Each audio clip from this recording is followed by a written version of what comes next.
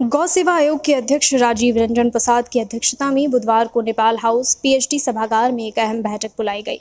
इस बैठक में कुल 23 प्रस्ताव लाए गए। आयोग के अध्यक्ष राजीव रंजन प्रसाद ने जानकारी देते हुए कहा कि 15 वर्षों के बाद इस आयोग की बैठक हुई है।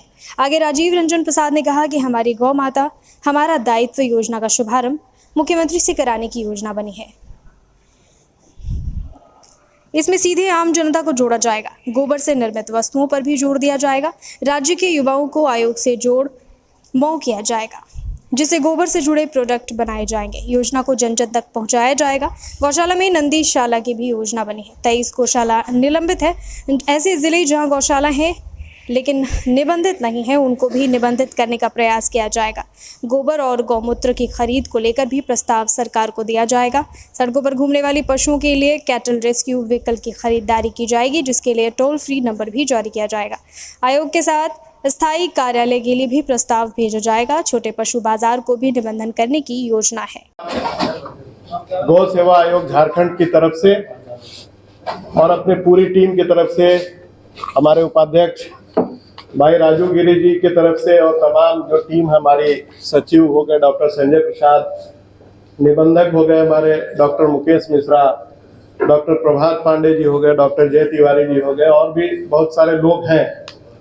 और आपने देखा कि एक लंबे अंतराल के बाद झारखंड में गौ सेवा आयोग की बैठक संपन्न हुई, वो भी इस सरकार की दूरदर्शिता का परिणाम है। आपको जान करके ये आश्चर्य होगा कि 23/9/2008 को झारखंड राज्य गौ सेवा आयोग की अंतिम बैठक हुई थी, तत्कालीन अध्यक्ष पुरुषोत्तम दास झुनझुनवाला के नेतृत्व में। और उसके बाद लगभग 15 वर्षों के बाद आज आयोग की बैठक हुई है। जो कार्य इस राज्य में गोरक्षा, गोवंशीय पशुओं के संरक्षण और संवर्धन के दृष्टिकोण से किए जाने चाहिए थे, कहीं ना कहीं पिछली सरकारों की उदासीनता का परिणाम है कि आज हम लोगों को सब चीज शून्य से शुरू करना पड़ रहा है। मैं साधुवाद देता हूं अपने संवेदनशील मुख्यमंत्री आदरणीय हेमंत सोरेन जी को और विभागीय मंत्री भाई बादल पत्रलेख जी को और हमारे दल के जो हमारे प्रभारी हैं आदरणीय अविनाश पांडे जी हो या हमारे अध्यक्ष राजेश ठाकुर जी हो, सीएलपी आलमगीर आलम साहब हो, हमारे केंद्रीय नेतृत्व आदरणीय मल्लिकार्जुन खड़गे साहब, आदरणीय राहुल गांधी जी, सोनिया गांधी जी, और सबसे जो लोगों ने हम लोगों को यह मौका दिया कि इस राज्य में गौ सेवा के लिए हम लोग आगे बढ़े। आज बहुत महत्वपूर्ण बैठक थी जिसमें हम लोगों ने कुल 22-23 प्रस्तावों को पास किया है, जिसको लेकर के हम सरकार के पास जाएंगे भविष्य में। और उस पर चूंकि आयोग की पूर्ण बैठक थी, इसमें जो पदेन सदस्य होते हैं, तमाम विभागों के अधिकारी या उनके प्रतिनिधि के रूप में सभी लोगों ने अपनी हिस्सेदारी निभाई और अपने महत्वपूर्ण राय आयोग के साथ साझा किए। हमारी प्राथमिकता की सूची में सबसे पहले है कि गौशालाओं को किस प्रकार से आत्मनिर्भर बनाया जाए। एक जो सबसे महत्वाकांक्षी योजना की जब से मैंने पदभार ग्रहण किया है, उसको आज हमने आयोग की पूर्ण बैठक में पारित करवाया, उस प्रस्ताव को, कि किस प्रकार से हम लोगों को ज्यादा से ज्यादा गौ सेवा की ओर उनको एक प्लेटफॉर्म प्रदान करने का प्रयास करें। और जिस योजना का नाम है, मैं आपसे भी चाहूंगा कि आज से ही हम लोगों की योजना है कि पूरे प्रदेश में माननीय मुख्यमंत्री जी और माननीय मंत्री जी के नेतृत्व में इस योजना की लॉन्चिंग हो, और हम इसकी पूरी तैयारी में लगे हुए हैं। हमारी गौ माता हमारा दायित्व। आप सभी जानते हैं कि सभी लोग आज गौ सेवा करना चाहते हैं, लेकिन वर्तमान परिदृश्य ऐसा है कि लोगों के पास अपने रहने तक के लिए जगह बहुत सीमित रहता है, तो सभी लोग गोपालक नहीं हो सकते हैं। ऐसे सभी लोगों को हम लोग गो सेवक के रूप में देखना चाहते हैं, तो उनको एक उचित प्लेटफॉर्म दे करके इस योजना के साथ उनका सीधा जुड़ाव भी करें, ताकि उनका अंशदान आने वाले दिनों में हमारी गौशालाओं को तो आत्मनिर्भर बनाए ही बनाए, साथ ही साथ जो आज तक गौ सेवा आयोग की एक पहचान बन गई थी कि सिर्फ ये अनुदान देने वाली संस्था है, उससे उसका एक पहचान जो है थोड़ा बदल करके परिष्कृत रूप में सामने आए।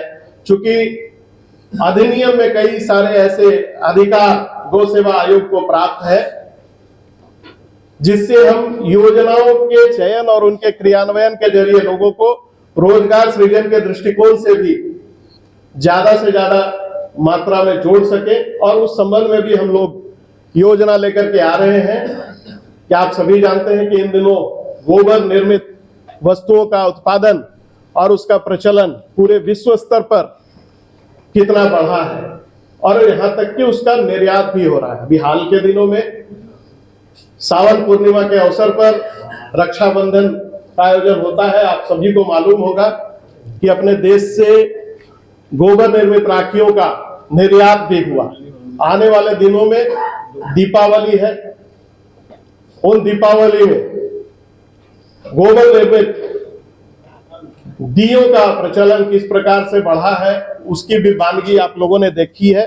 तो हम चाहते हैं कि झारखंड में भी हमारी महिलाएं, हमारे किसानों, हमारे गौपालकों की जो का परिवार है, या ऐसे कई लोग हैं जो हमारे आजकल स्टार्टअप का जमाना है, कई युवक हैं जो इस दिशा में कार्यरत हैं, तो उनके साथ आयोग बहुत निकट भविष्य में एक MOU साइन करेगा और उसके माध्यम से तमाम जिलों में हम गोपालकों के साथ जुड़े हुए उनके परिवार के लोग हों, या अभी वर्तमान में राज्य सरकार की जो योजना JSLPS के माध्यम से चल रहे सखी मंडल, ऐसे लोगों को ट्रेनिंग प्रोग्राम आयोजित करके उनको इस दिशा में आगे बढ़ाने का काम करेंगे, जिससे ज्यादा से ज्यादा मात्रा में हम रोजगार के दिशा में आगे बढ़ सके।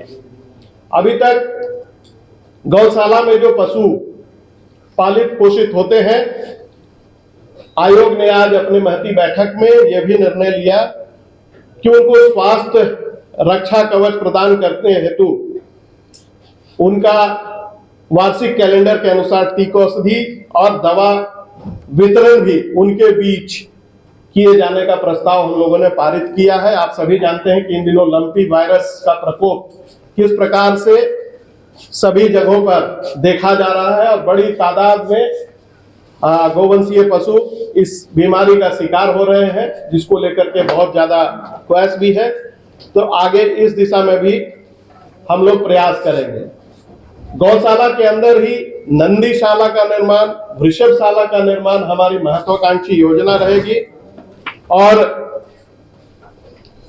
आप सभी जानते हैं कि सरकार के स्तर पर पशु तस्करी में अभिगृहित गोवंशीय पशु के लिए भोजनादि मद में अनुदान की जो वर्तमान सीमा है, जो 100 रुपए सरकार के स्तर पर अभी दिए जा रहे हैं, आज आयोग की बैठक में हम लोगों ने उसको सरकार को यह प्रस्ताव बनाकर भेजने का निर्णय लिया कि इसकी सीमा को बढ़ा करके हम 150 रुपए करें, और जो सीमा 1 वर्ष की गई है उसको 2 वर्ष तक हम लोग देने का प्रस्ताव बना करके सरकार को देने जा रहे हैं। विडंबना देखिए कि झारखंड गठन के बाद से अब तक मात्र 23 गौशालाएं ही इस राज्य के अंदर निबंधित हैं। ये अपने आप में कहीं ना कहीं एक बहुत बड़ा प्रश्नवाचक चिन्ह गो रक्षा और गो संवर्धन के दृष्टिकोण से है। हम लोग इस दिशा में व्यापक जो 8 जिले छूटे हुए हैं, जिनमें खूंटी हो गया, गुमला हो गया, ऐसे कई जिले हैं, गढ़वा हो गया, जहां एक भी गौशालाएं निबंधित नहीं है। हम लोग उनको प्रेरित करके, ऐसा नहीं है कि वहां गौशालाओं का संचालन नहीं हो रहा है, लेकिन वहां गौशालाओं का संचालन हो रहा है, लेकिन उनका निबंधन नहीं हो पाया है। इस दिशा में भी हम लोग आगे